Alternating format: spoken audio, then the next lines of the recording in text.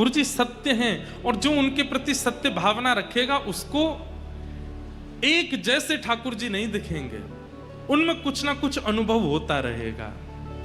आज उदास हैं, आज न प्रसन्न ज्यादा हैं, आज थोड़े से रूठे भये हैं, आज न हंस रहे हैं, आज थोड़े से नटखट लग रहे हैं, ऐसे कुछ ना कुछ प्रतिबिंब स्वरूप उनका प्रकट होता रहेगा। ठाकुर जी सत्य हैं, उनके प्रति सत्य भावना रखो।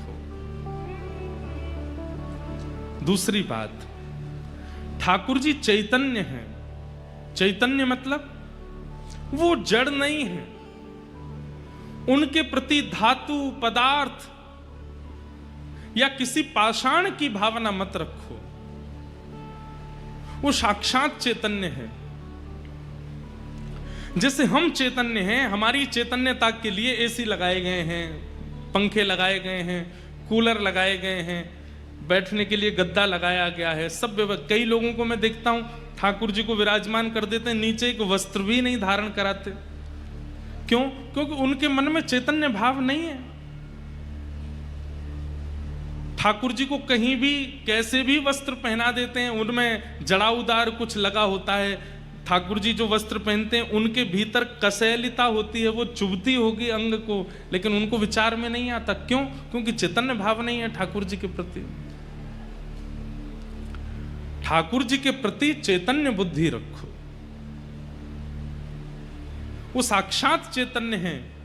वो कहां विराजमान होने चाहिए, कैसे उठा के लेके चलने हैं, कहां। हमारे यहां कहते हैं कि ठाकुर जी का जब श्रृंगार भी करें तो ठाकुर जी को उठा करके गोद में धारण करो, एक वस्त्र पहना करके उस पर, और फिर उसमें ज्यादातर अंगूठे का प्रयोग मत करो, क्योंकि अंगूठे से बल लगता है, ठाकुर जी को श्रम होता है। इतना विचार किया जाता है। ठाकुर जी चैतन्य है।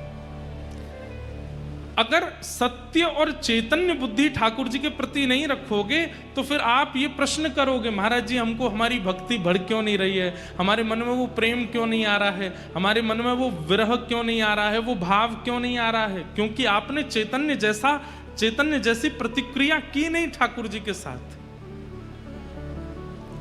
उनके प्रति चैतन्य भाव रखो।